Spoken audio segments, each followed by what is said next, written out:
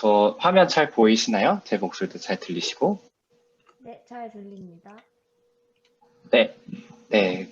지금 시간이 많이 없어서 제가 좀 빠르게 말씀드려도 좀 그래도 굉장히 라이트한 내용이니까 이해하시는 데는 크게 어려움이 없을 거라고 생각을 합니다.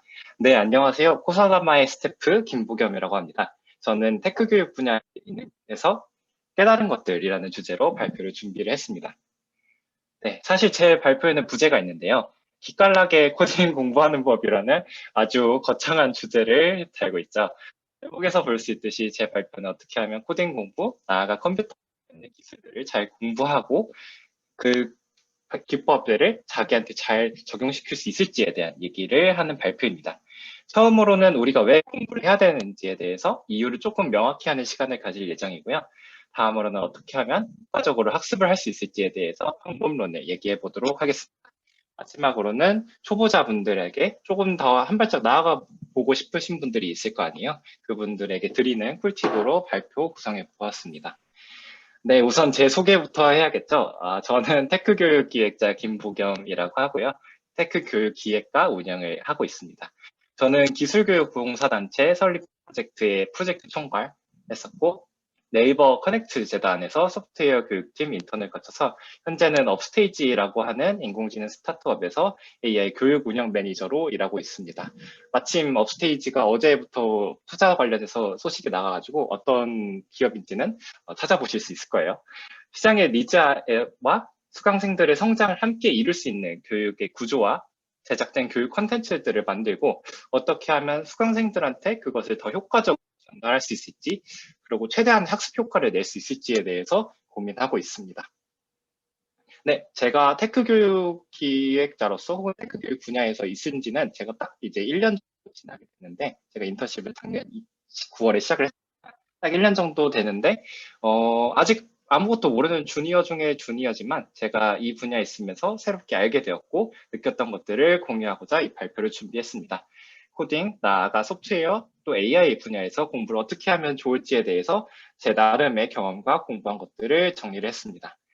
제 발표는 성공하는 프로그래밍 공부법, 함께 잘하기, 생활 코딩 유튜브, 요 부분들을 많은 내용 참고했고요. 테크 교육 기획자로서 혹은 제가 특정 기술을 공부하는 한 명의 또 학생이기도 하거든요. 그 학생으로서 답을 얻기 위해서 굉장히 많이 찾고 읽었던 소스들입니다. 내용들이 굉장히 좋고 기술 교육뿐만 아니라 인생을 살아가는 데 있어서도 꽤 많은 인사이트를 주기 때문에 꼭 한번 참고해 보셨으면 좋겠습니다. 네, 요 발표를 들으실 분들이 어떤 분이실까 좀 생각을 많이 해봤어요. 근데 첫 번째로, 코딩을 이번 해보고 싶은데, 좀 가볍게라도 해보고 싶은데, 어떨까? 또 이제 공부를 시작을 했는데 내가 잘하고 있을지에 대해서 막막한 뉴비들도 있을 것 같고, 또 더 효과적인 학습법을 알고 싶은 학습자들이 이 발표를 들을 수 있겠다라는 생각을 해가지고, 저의 발표가 좀 더 특히 도움이 되지 않을까 싶습니다. 먼저 이 질문부터 드리고 싶어요. 여러분들은 왜 코딩 혹은 소프트웨어, AI를 배우고 싶으신가요? 취업 관문을 넘기 위해서 혹은 뭐 자소서에 한 줄을 적기 위함인가요? 아니면 취미로 소프트웨어, AI를 배우고 싶으신 건가요? 최근 들어서는 어떤 관문을 넘기 위해서 배우고 싶으신 분들이 좀 많은 것 같아요. 굉장히 안타까운 소식이지만 관문 통과는 끝이 아닙니다. 여러분들은 지속적으로 여러분들의 스킬을 업시켜야 되고 새로운 스킬들을 익혀야 되는 아주 거대하고 막막한 운명과 현실을 마주할 가능성이 굉장히 높고요. 과장 조금 보태면 평생에 걸쳐서 공부를 해야 됩니다. 따라서 우리는 관점이 조금 달리할 필요가 있죠. 꾸준히 달릴 수 있는 체력을 기르는 게 우리 것이 좋다라고 우리의 사고를 한번 전환해 보면 좋을 것 같습니다. 꾸준한 학습을 위해서 제 생각에는 명확한 목표를 설정하는 것, 또 학습 전략을 잘 짜는 것, 이 두 가지가 좀 중요할 것 같아요. 조금 더 자세히 말하면 공부를 하는 이유를 명확히 하고 효과적인 학습 방법론을 익히는 것이 중요하다고 생각을 합니다. 공부를 하는 이유에 대해서 조금 더 자세하게 생각을 해봅시다. 자, 다시 질문을 드릴게요. 하필 왜 지금, 왜 코딩 분야가 뜨고 있을까요? 단순히 뭐 코딩 분야뿐만 아니라 AI, 소프트웨어, 뭐 이런 것들, 컴퓨터 기술 용어들을 여기다 집어넣으셔도 상관이 없을 것 같아요. 자, 생각해 보셨죠? 네. 말았는데 데이터 사이언스랑 인공지능으로 범위를 축소했을 때 지금 왜 뜨는가? 라고 생각을 했을 때 이제 데이터로 가치를 창출하는 시대이고 그리고 데이터로 문제를 해결하는 시대이기 때문이라고 저는 생각을 합니다. 근데 굉장히 중요한 게 아까 찬님께서 발표를 했듯이 결국에 핵심이라는 거는 문제를 해결하는 것이라는 거고요. 그 수단이 데이터고 그 수단이 컴퓨터고 그 수단이 AI라는 게 굉장히 중요합니다. 네. 그렇다면은 왜 코딩 분야가 뜨게 되는가에 대해서 답변이 나오면 자연스럽게 이런 질문들이 떠오르게 되죠.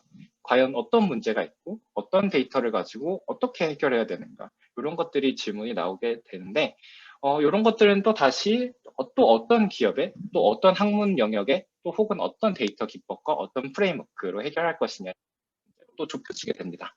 여러분들은 어떤 데이터로 어떻게 해결하고 싶으신 건가요? 어떤 문제를 생각을 하고 뭐 예를 들면 금융기업의 고객금융 데이터하고 배달기업의 리뷰 데이터는 그 성격도 해결해야 되는 문제도 굉장히 다를 것입니다. 목표를 세워야 하는 이유죠. 결국에 자신만의 전략을 잘 세우기 위함입니다. 금융기업에 가서 금융 데이터를 다루고 싶은데 배달회사의 리뷰 데이터로만 분석 연습을 하고 접근만 한다면 정확성은 매우 떨어질 것이고요. SQL과 코딩을 통해서 내가 직접 무언가를 만들어야 되는 기업과 기업 차원에서 대시보드 혹은 여러 가지 툴을 다 제공해주고 그것들을 잘 활용하고 거기서 인사이트를 뽑아내는 것이 더 중요한 회사 같은 경우에 접근법이 또 다를 것입니다. 자신만의 공부하는 이유와 목표를 명확히 세우고 자신만의 전략을 잘 세워보셨으면 좋겠습니다. 사실 좀 너무 진부한 내용이라서 좀 머쓱하기도 한데 굉장히 중요한 내용이니까 꼭 생각해보고 넘어갑시다. 네, 그러면 자, 목표는 잘 세웠어. 그럼 이제 공부는 어떻게 하죠? 이런 질문이 떠오르실 텐데 컴퓨터를 활용한 기술 공부는 학습 방법론이 여타 다른 학습 방법론과 조금 많이 다르다고 생각을 합니다. 성공하는 프로그래밍 공부법에서는 이를 지식 위주의 공부법이 아닌 경험 위주의 공부법이라고 표현을 한 바가 있는데요. 우리가 지금까지 이론을 좀 빠삭하게 이해하고 암기하고 그 다음에 무언가를 연역적으로 내려갔다면은 이제는 최소한의 지식만을 가지고 일단 만들어보고 문제를 해결해보는 경험이 훨씬 더 중요하다고 할 수 있습니다. 네, 다르게 표현하면 내가 만들고 싶고 해결하고 싶은 먼저 정하고 이를 해결하기 위해 최소한의 지식을 습득한 후에 곧바로 해결해보는 경험, 이게 중요하다는 얘기죠. 네, 여기서 내가 만들고 싶고 해결하고 싶은 문제를 설정한다. 요거는 아까 왜 중요한지 저희가 같이 생각을 해봤죠. 네, 넘어가면은 바로 다음으로 넘어가 해결하기 위한 최소한의 지식을 습득을 하고 곧바로 해결해보는 경험이 왜 중요한지에 대해서 말씀을 드려보겠습니다. 사실 이유는 굉장히 심플합니다. 네, 재밌으니까요.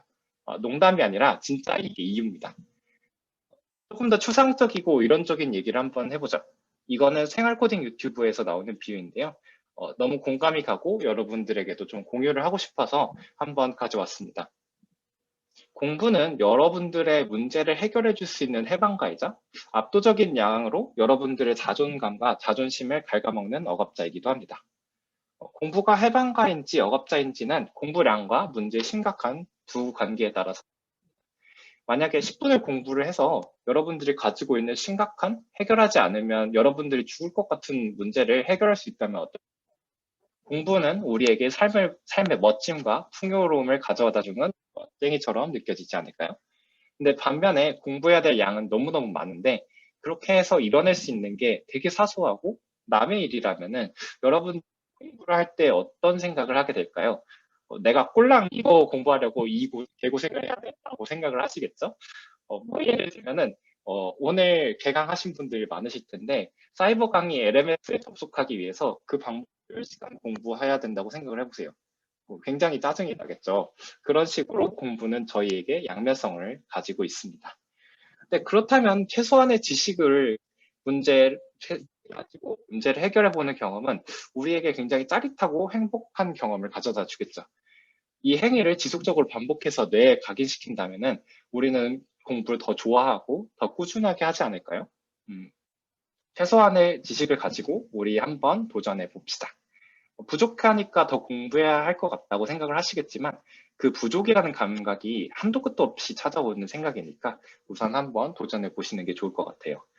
다시 한번 강조드리지만 기술 분야, 컴퓨터, 특히 AI 같은 발전 속도가 매우 빠른 분야에서 완벽함이라는 건 있을 수 없고 불가능합니다. 우선 해보시는 게 중요해요. 네, 그렇게 우리는 프로젝트를 시작하게 되었습니다.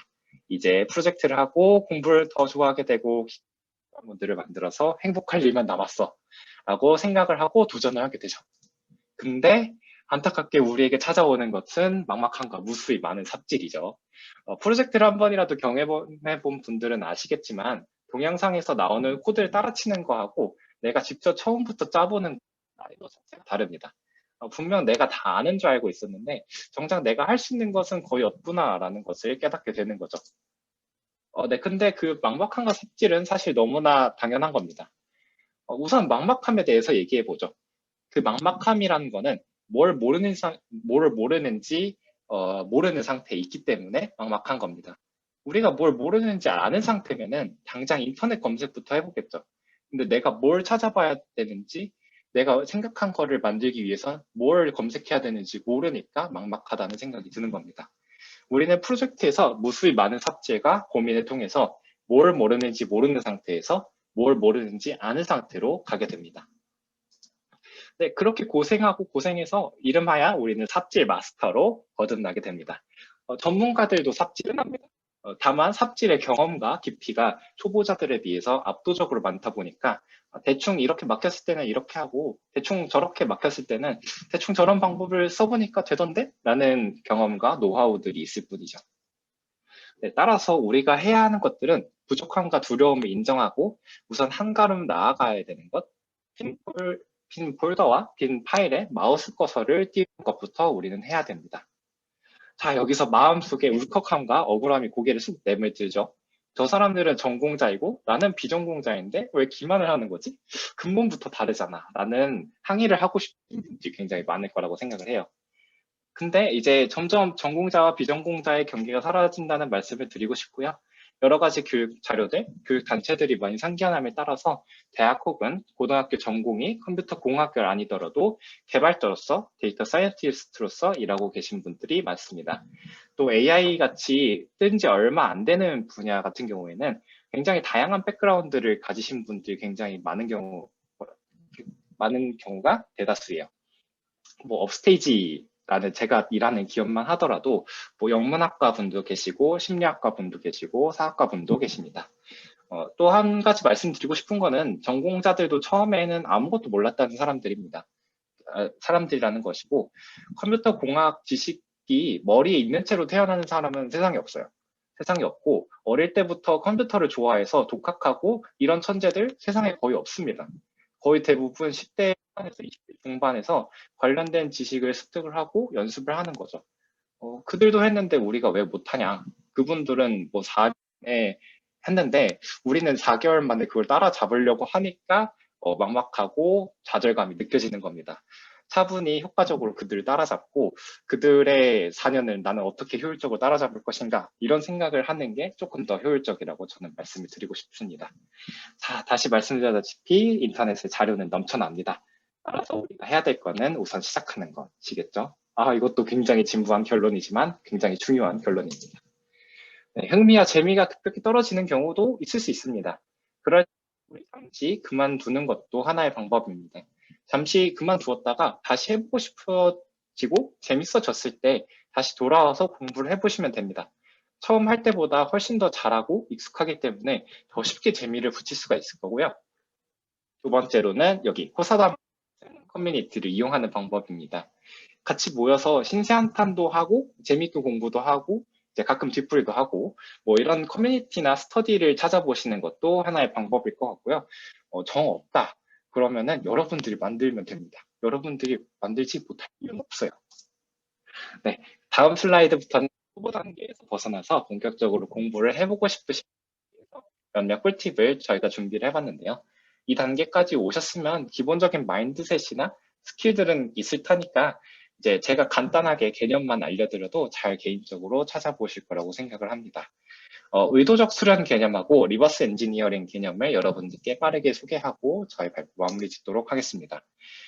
수련이라는 것은 우리가 흔히 어떤 일의 전문가가 되기 위해서는 1만 시간을 쓰면 전문가 된다. 이러는 것들이 보통 통념으로 알려져 있는데요. 근데 그게 과연 사실일지 한번 생각을 봐야 됩니다. 여러분들은 삶을 살면서 양치질을 몇 시간 하셨다고 생각을 하세요? 하루에 한 번만 하더라도 365 20 하면은 최소 7,000번이거든요. 그러면 20살이면 결국 7,000번 했을 텐데 그거보다 더 하셨을 거 아니에요. 덜 하지 않았다고 저는 믿고 싶은데 여튼 만 번을 넘게 했을 텐데 양치질을 그렇게 막 난 마스터야 나는 잘해 라고 할 수는 없습니다. 그 이유는 무엇일까요? 바로 의도적 수련을 하지 않았기 때문이죠. 주기적으로 자신의 상태가 어떤지 체크를 하고 남으로부터 객관적인 피드백을 받아서 고친 경험이 없기 때문입니다. 어떤 분야의 전문가가 되고 싶으면 짧은 주기에 피드백을 받고 자신의 행위를 개선하는 경험을 해봐야 됩니다. 두 번째로는 몰입을 위한 환경을 조성하는 건데요. 몰입은 적정한 난이도, 고생하지만 어느 정도 달성할 수 있는 그런 레벨이어야지 몰입이 가능합니다. 그 적절한 난이도를 설정하기 위해서 작업의 난이도와 나의 실력을 잘 조정하는 것이 필요합니다. 자세한 내용을 배우고 싶으신 분들은 함께 잘하기라는 책을 참고해 주시면 될 것 같아요. 리버스 엔지니어링이라는 개념인데 리버스 엔지니어링이라는 거는 특정한 기계를 내가 만들고 싶은데 내부 구조를 모를 때 그 기계를 뜯어봐가지고 어떻게 생겼는지 아는구나라고 생각해보는 학문인데요. 뭐 쉽게 얘기를 하면은 완성된 자동차를 뜯어봐가지고 그 자동차를 만들기 위한 기술들을 연구를 하고 분석해보고 자동차를 만드는 기술을 습득을 하는 거죠. 전문성을 리버스 엔지니어링 해야 된다는 이유는 굉장히 단순합니다. 전문가들에게는 너무나 당연한 것들이 초보자들에게는 너무 낯설고 어려운 것들이기 때문입니다. 갑자기 이제 밥 아저씨가 나와가지고 휘황찬란한 그림을 그린 다음에 참 쉽죠? 이렇게 얘기하는 거랑 비슷한 거죠. 또한 많은 전문가들이 초보자들이 어떤 점을 어려워하고 어떤 점을 이해 못하는지 설령 안다고 하더라도 굉장히 추상화된 언어로 이거 그렇게 하면 되는 거야. 이거 이런 느낌으로 하면 되는 거 아니었어? 이렇게 얘기를 해주는 거죠.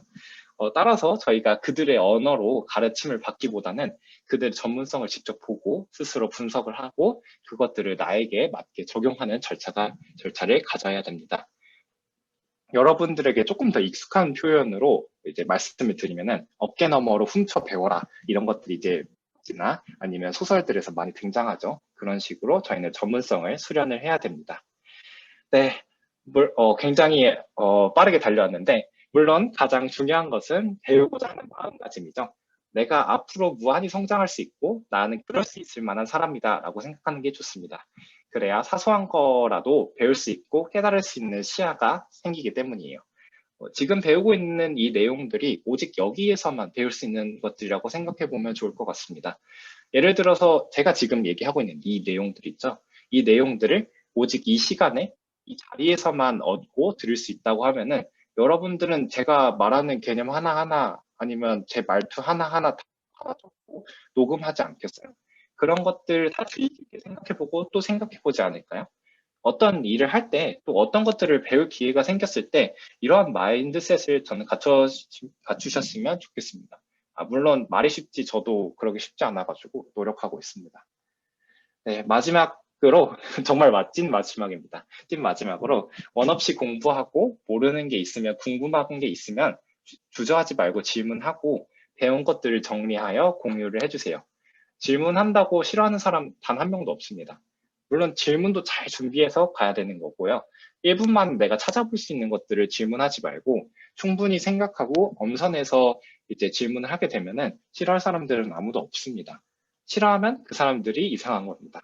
네, 그리고 배운 내용들을 공유하는 것도 중요한데요. 단순히 지식을 공유하면은 남들한테 좋아 이런 차원이 아니라 남에게 설명할 수 있기 위해서는 또 다른 차원의 노력이 필요하기 때문입니다. 그 과정에서 여러분들이 배웠던 것들을 한 번 더 복습하고 제대로 완전히 이해하는 계기가 될 수 있습니다. 그리고 정말 톡 까놓고 얘기해서 공유를 많이 하는 사람들한테 더 많은 기회가 찾아옵니다.